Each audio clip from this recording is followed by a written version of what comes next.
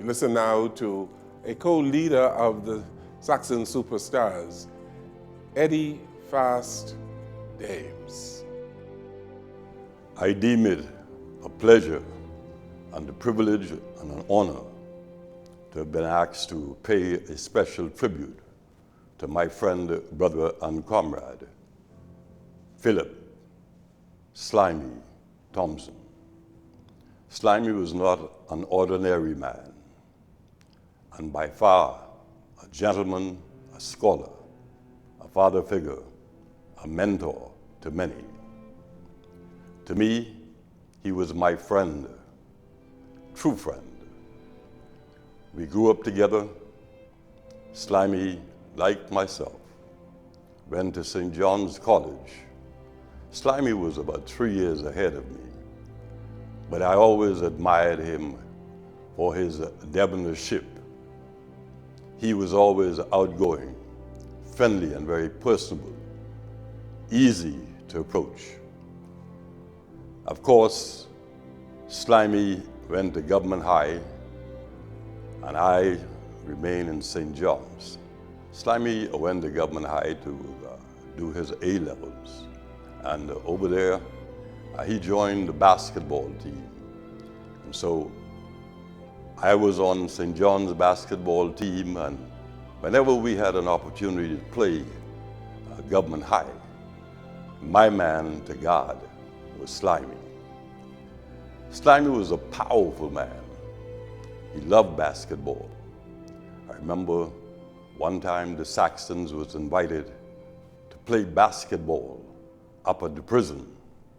So Slimey and myself and Wooler and a couple of the other guys went up.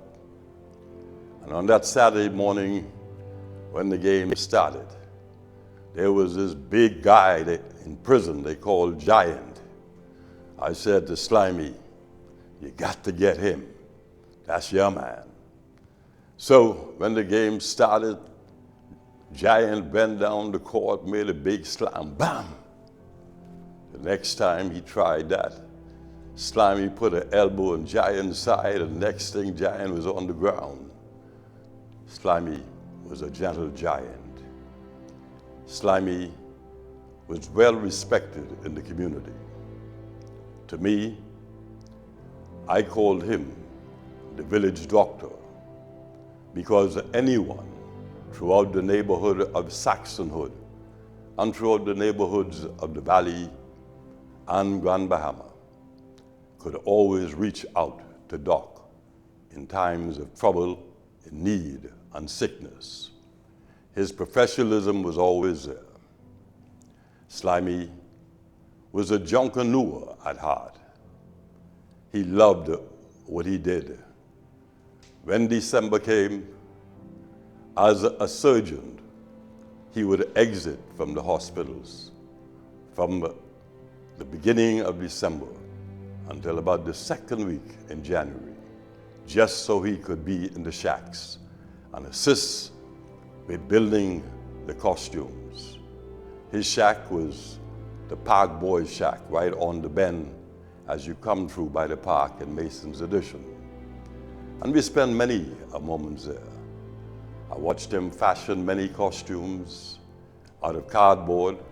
Today, faces are being done out of styrofoam. But Slimey, he was a cardboard man.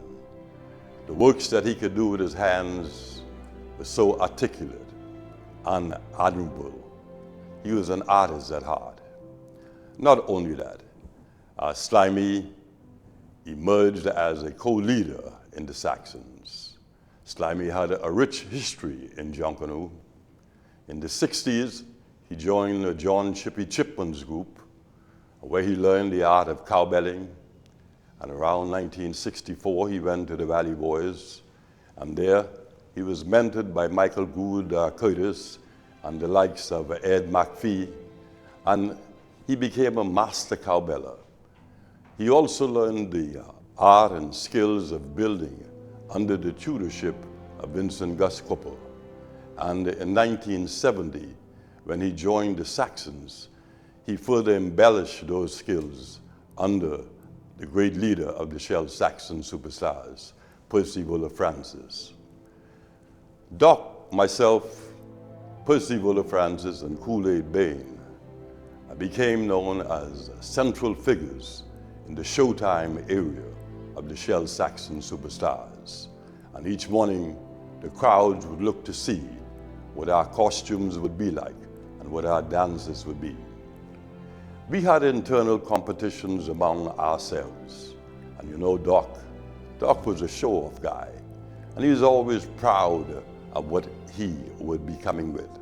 He's secretive. You would never know what he's going to wear until the morning of the parade. And then he would come embellished with everything that he had. And all he would say, boy, I got you this morning. And of course, I'll always say, man, you come second. But together, we were forced to reckon with. And we won many parades, and we suffered many defeats. But we always had the gumption and the audacity, the strength of character to always come back with resounding strength to regain our championships. So Doc will be missed in our lines in the Saxons. I believe that God gave Slimey back to us because about 5 years ago, Slimey went into a coma for about 3 months. And mysteriously, after all of our prayers, God sent him back to us.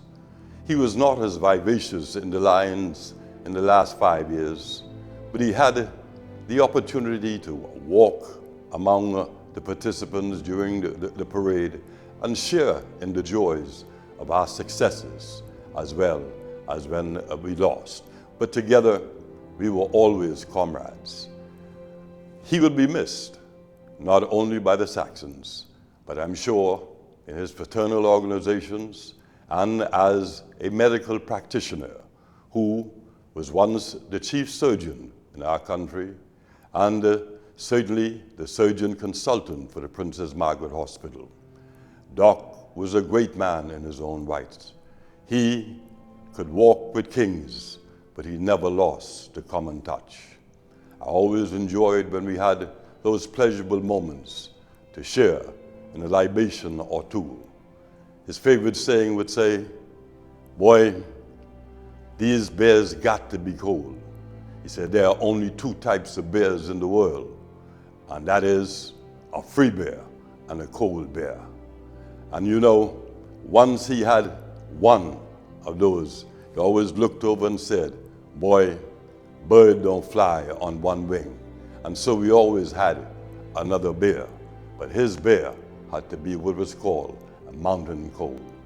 So on behalf of myself, my family, I say a sincere, I miss you, Doc. I extend my condolences to his family and to the family of the Saxons and to the medical community. May God bless Slimey in this time when he has taken him away from us. And we know that God knows best, and I'm sure that Slimey is resting on his gentle breast. May he rest in peace.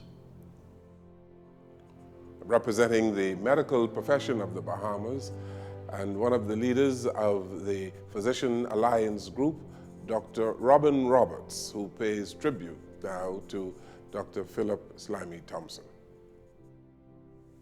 It indeed is a pleasure and a privilege and an honor to pay tribute to Dr. Philip Thompson. I can't say that Dr. Thompson was one of my colleagues with regards to being brought up in my neighborhood, because when I went to the government high school, Philip Thompson was some 4 years ahead of me. And then when he went to medical school, by the time I got to medical school at the University of the West Indies, he had already completed. And so I really got to know him predominantly as a physician when I returned home eventually in the late 1980s to the Princess Margaret Hospital and joined the Department of Surgery as the first urological surgeon in the country. Well, Dr. Thompson had completed his surgical training. First, he started in Jamaica, the University Hospital there, and then he went to Scotland, and he continued his training and completed his certification as a general surgeon and became a fellow of the Royal College of Physicians of Surgeons of Edinburgh, and came back home well-trained, well-knowledged. Dr. Philip Thompson was a general surgeon, a classical general surgeon. It was a time, he trained at a time when specialists were very few in the developing worlds, particularly in the Caribbean. And so the general surgeon typically did everything. He would know how to do the basic surgery on the brain, on the heart, on the abdomen, on the breasts, on the legs. And so that really fit into Dr. Thompson's personality. He would tell you that, listen, any aspect of surgery that I can do, I can master. And so when I came home, he was one of the key surgeons that did surgery in my area, in the field of urology. And, but I would say, I was very grateful that right from the beginning, he said to me, Dr. Roberts, you are the new kid on the block. This is your special area. You're supposed to know how to do this much better than I do. You take over. I'm not going to do any aspect of this anymore. And so he invited me into the fold, and I'm very privileged and honored for the opportunity that he gave me when I joined into the department. And I think that he did that for all the new specialists that as they came in one by one, he tried to accommodate them and ensure that they made the contribution that we all sought to make at that time on our return. And so I can say without hesitation, without reservation, that Dr. Thompson welcomed me into the fold. He would call me his little bro. It seems as if he called a lot of us little bros, because I was quite junior to him at the time. And Dr. Thompson did a fair amount, as a general surgeon, he did a fair amount of surgeries in my field. And he was quite willing to give all of those, that area of surgery, for me to take over. And so he kind of anointed me into surgery. I would say that Dr. Thompson was a good surgeon. He had a great pair of hands. He cared about his patients. And in those days, I would say the time of open surgery before minimal invasive surgery or pinhole surgery came into being. It was a time when we had major trauma. It was the time of the drug wars. And so a lot of patients came in very critical, very ill, and they needed someone who could get in very quickly, repair things very quickly, and look after them to return to normal life. Dr. Thompson did a lot of that, and he was good at it. And eventually, as he retired, he was getting close to retirement. We sent him to Freeport, where he took over the Department of Surgery there, because we needed to have a general surgeon, someone who had the skills to look after all the general aspects of surgery. And so Dr. Thompson was well noted. There are people who respect him. There are people who would say the only person who can touch me and operate on me is Dr. Thompson. But there's another part of him in terms of medicine. Dr. Thompson, he also loved to teach. He liked to have his students around him. And he was a stickler for good medical care. And so he would be on your tail to make sure you saw your patients, that you do the things that you wanted to do. And he also was very interested in our students to see that they had a career path, and particularly, of course, if they wanted to have a career path in surgery. So I would say when it came to the medical field, Dr. Thompson made his contribution. And the other part about Dr. Thompson that I think that we got to respect was that Dr. Thompson, when you look at a physician, and you look at all the dimensions, he definitely was not a book surgeon with regards to medicine as the only thing he knew. One could make the case that he was very much a Renaissance man. He was widely read, well knowledgeable, and in ward rounds he would take pride in making his Latin statements and quotations to let you know that he was a man of the Romance languages. He liked the finer things in life. You know, he liked good cars. He knew about that. And everyone would know that Dr. Thompson was very concerned about how you dressed as a doctor, because he made sure to let you know that he liked being well dressed. He liked finer clothes.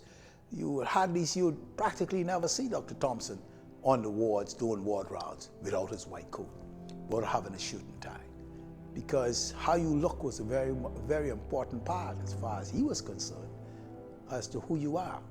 So he wanted to make sure that just as he looked well, that you look well. And then, of course, everyone knows his contributions to the arts. Dr. Thompson loved jungle. He would live and die for his jungle. Everybody knew that when you see time was coming around to Christmas and Boxing Day, that you are not going to see Dr. Thompson. You can find him in the middle of the day when you would be looking for him to be on ward rounds and do that. He would let you know that he expected you to carry on because he was doing some of the other important things that we need to have in our country for good health, because that's what we call the social determinants of health. You know, it's not only our physical, but our social and mental well-being.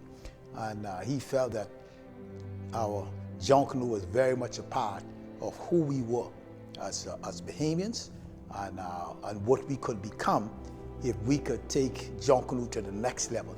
And he was always on the verge of being creative and innovative every year. And what he wanted us to become, I think, as a country, that we would be brand new and we would have something to produce, to parade, and to show our excellence in what we do. So I would simply conclude and say that when we look at what we call a Renaissance man, as we would look at saying how close to that Dr. Thompson was, and I would say he came very close. And so it was indeed privileged to have him as a colleague, or I would say I was his colleague.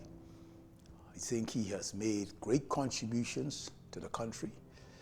And I would simply say that he truly became a legend in his time. He was, we would say he was an icon in the field of medicine. And I think we celebrate the time we've had with him, and may he rest in peace. Former Minister of Youth, Sports and Culture, Dr. Danny Johnson. Good evening. I'm honored today to pay tribute to the life and legacy of one Dr. Philip Slimey Thompson, a friend, a mentor, and I'll start out by saying my big brother.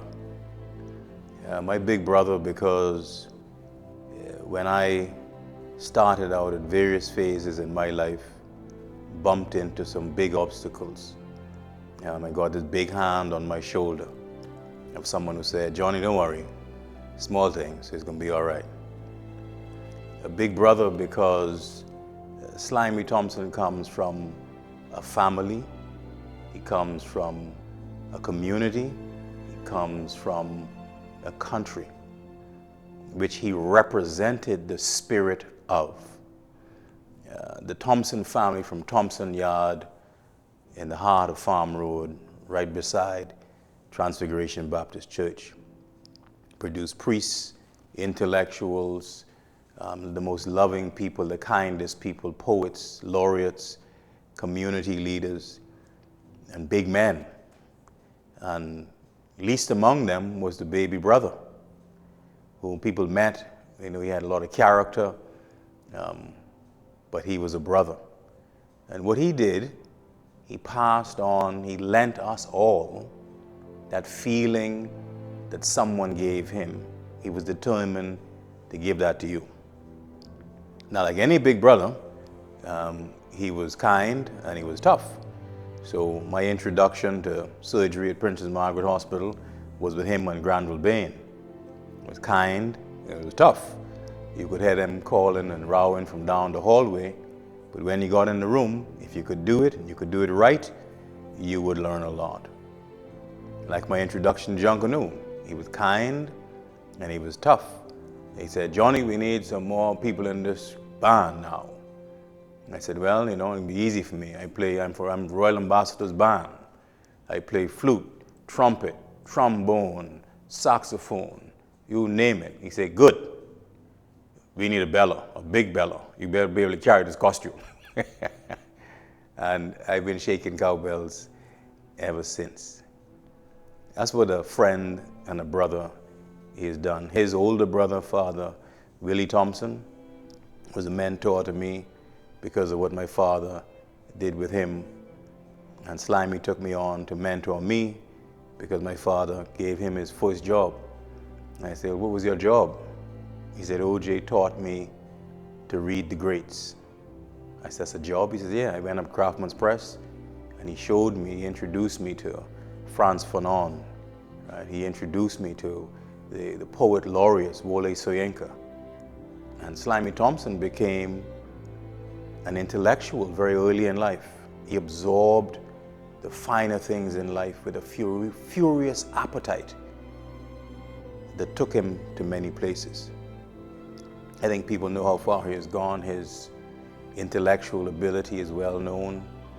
His skill as a surgeon is epic. He could do any procedure you could imagine with expert ease and skill and speed while being precise. He lived a part of his life that was the same way. And he concentrated every effort on getting that just right. Not for him, but for the people he was from and the people he knew one day he wanted to serve. And he wanted to serve them and give them his very, very best. The legacy he leaves to all of us as family members is be a brother. Find a young fella. Be a big brother. You know what that means. You know what he meant. You saw how he did it. Do it for someone else. Look at the people who come into the hospital, man. He said, "Johnny, take care of these people first. They come first before everything else in this place. Miss Taylor them, Miss Smith those, all the people from Taylor Street, Dog Flea Alley, Podolio Street, Pigtail Alley, East Street, Lewis Street, Farm Road. Take care of these people first. That's what we're here for." It means he left a legacy saying, it's all about taking care of each other.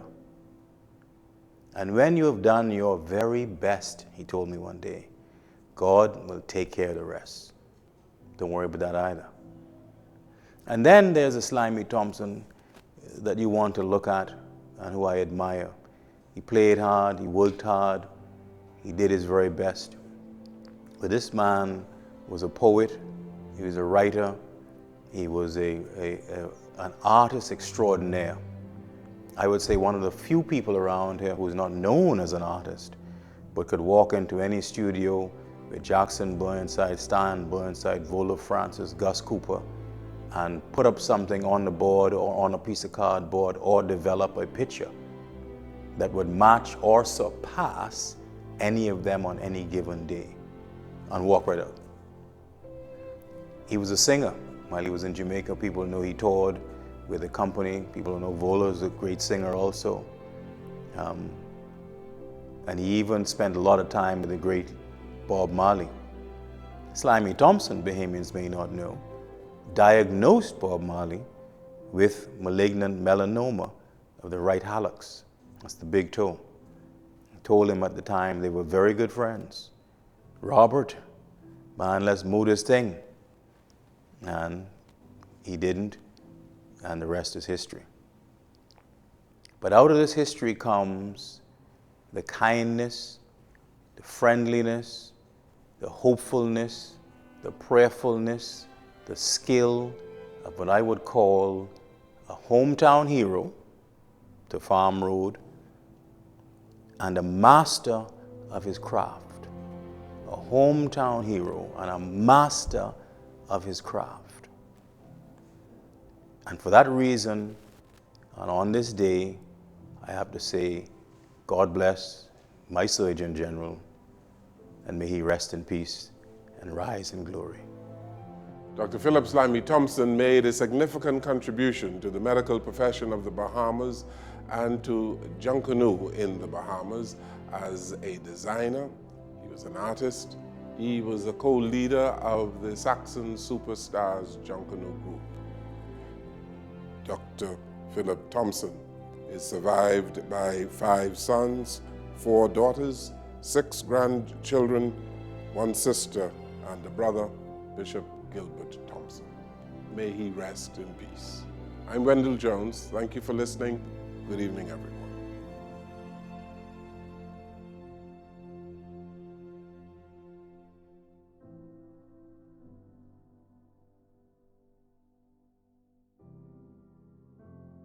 JCN wishes to thank the following sponsors of our special tribute to the late Dr. Philip Thompson: Physicians Alliance, AG Electric, the FML Group of Companies, and Sun Oil Limited.